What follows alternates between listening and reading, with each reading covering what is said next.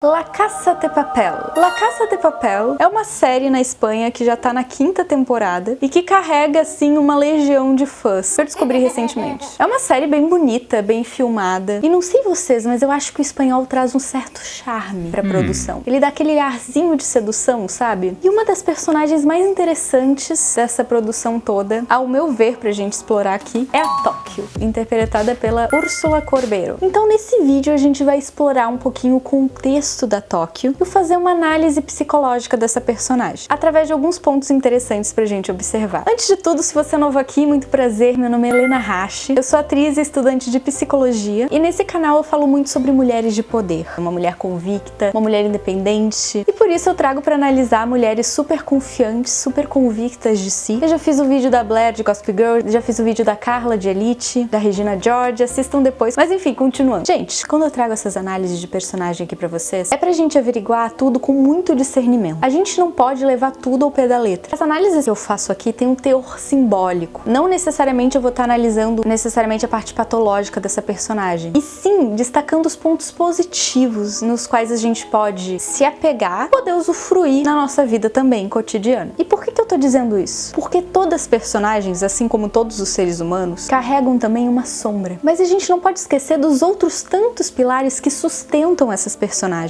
O lado metafórico, o lado simbólico e as qualidades que elas também carregam e que também é muito interessante da gente analisar. Porque o que eu quero chegar na conclusão aqui é que existe um motivo pelo qual elas são tão interessantes assim. E além disso, ser uma mulher poderosa, ser uma mulher convicta de si, como eu sempre falo aqui no canal, não é e nunca foi sobre ser perfeita e sobre não errar nunca. É sobre ter e carregar singularidade, convicção sobre quem você é, sobre a sua personalidade, sobre quem você é no mundo, saber quem você é e mostrar isso. E eu acho que a Tóquio é uma outra personagem muito legal pra gente exemplificar isso. Mas continuando aqui, vamos lá. Eu não sei se vocês conhecem esse símbolo taoísta, Yin Yang, eu vou botar aqui. Provavelmente vocês já ouviram falar, mas vocês sabem exatamente o que significa? Existem várias formas da gente interpretar esse símbolo, mas uma das mais conhecidas dentro da literatura é que esse símbolo representa a dualidade e que quando se completa, forma o equilíbrio. E que dualidade é essa? Se refere à dualidade entre a ordem e o caos, da criação e da destruição. Tá, Helena, mas por que você tá falando isso nesse vídeo? O que isso tem a ver com a Tóquio? Simplesmente tudo. Por quê? Porque a ordem, se a gente for analisar dentro desse ponto de vista, é representada pela energia masculina, enquanto o caos é representado pelo inesperado, imprevisível, e dentro dessa visão, pela força feminina. Isso, gente, eu tô falando de um ponto de vista simbólico, tá? É muito importante pra gente saber discernir o que eu tô falando, não é científico, isso é simbólico. E a primeira vez que eu vi a Tóquio, eu lembrei desse símbolo. Porque, querendo ou não, a Tóquio reflete muito bem essa ideia do caos, do imprevisível, da destruição dentro dessa série. Por isso, aliás, que ela é tão amada por alguns e tão odiada por outros. Portanto, a primeira característica que a gente pode observar na Tóquio que faz ela ter esse protagonismo feminino é a imprevisibilidade dela, que em certa medida é um atributo de uma mulher poderosa. Como a gente sabe, uma mulher convicta de si sabe muito bem calcular os riscos. E ela sabe entender quando ela pode se utilizar desse caos dentro dela. Ela sabe que no fundo ela possui um aspecto selvagem, mas ela também sabe administrar isso quando necessário. Então, quando eu digo que isso é uma característica favorável, eu digo isso dentro de um contexto específico. O fato da Tóquio falar o que ela pensa, agir com espontaneidade, se referem a uma característica que pode ser tanto utilizada positivamente quanto negativamente. E isso, inclusive, a gente observa na personagem, porque muitas vezes ela acaba botando tudo a perder, justamente por causa dessa característica explosiva que ela carrega. E de não saber, muitas vezes, calcular os riscos. Aí ela acaba perdendo a cabeça e levando todo mundo junto. E claro, na vida real é um exemplo de característica que, se exacerbada, se torna um exagero, vista como uma qualidade ruim. Mas dentro da série a gente sabe que faz todo sentido. Quem nunca agiu impulsivamente se arrependeu depois, não é mesmo? Porque é fácil se identificar com as personagens que falham, que possuem defeitos, porque dessa forma a gente consegue enxergar neles. Segundo ponto que é importante destacar, sedução. A Tóquio é totalmente sedutora. E tinha uma ordem na primeira temporada, que eu não sei se vocês vão lembrar, que o professor falou, que é de não existir romance entre os envolvidos.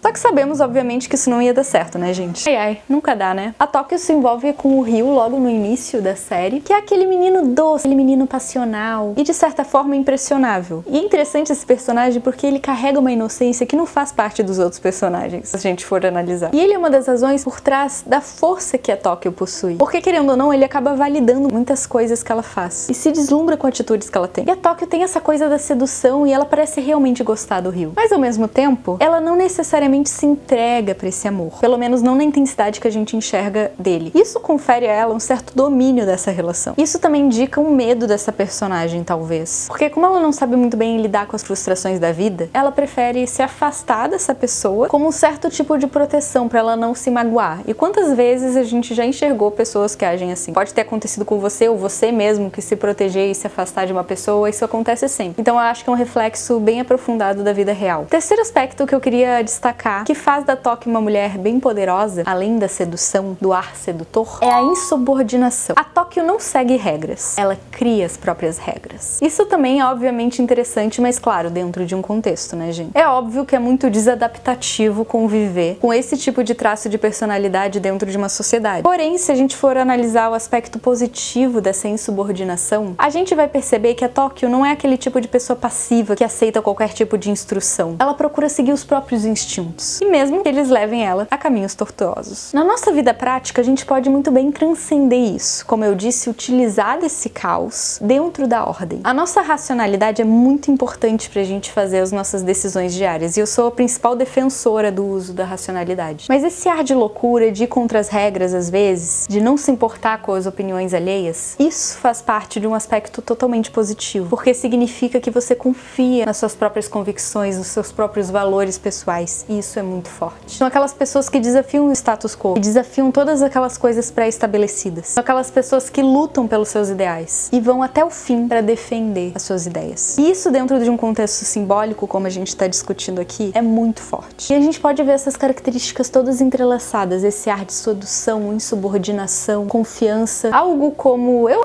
Faço minhas próprias regras, vocês que lutem. Última característica é que ela é totalmente destemida, e isso traz um ar de confiança para essa personagem. Se a gente for analisar a aparência física da Tokyo, a gente já vê que ela passa esse ar de confiança. E isso passa a ideia pra gente que ela segue os objetivos e consegue alcançar eles de alguma forma. E aqui vale uma pergunta: no que você se apegaria se você não tivesse medo de mais nada? Existe uma coisa muito interessante que a gente percebe em pessoas que não têm medo nenhum de morrer. A Tokyo é uma dessas pessoas, porque ela se arrisca a um ponto do medo não ser mais um impeditivo pra nada. E isso, existencialmente falando, traz esse ponto de confiança pra personagem. É como se ela brincasse com a vida de uma certa forma, como se ela não levasse a vida tão a sério. Isso, de certa forma, trouxe uma espécie de leveza pra personagem. Isso faz com que a gente tenha essa ideia de que ela é totalmente confiante. É claro que a gente não pode seguir isso aqui à risca, a vida tem sim sua importância e a gente tem que sim levar a sério as coisas da vida, agir com racionalidade são muito importantes. Porém, esse toquezinho, essa pitadinha de sal, de caos, de brincar com a vida, de leveza, é isso que faz tudo ser mais divertido. Isso também é importante, porque como a gente viu, é um equilíbrio entre a ordem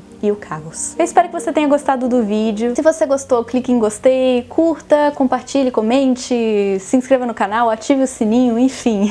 Eu faço isso aqui com muito amor e carinho pra vocês. Falem nos comentários que personagens vocês querem que eu analise, que eu vou analisar também aqui. E é isso. Um beijo pra vocês. Espero que estejam todos bem. Um beijo. Só pra vocês entenderem um pouquinho do porquê disso. A força feminina que...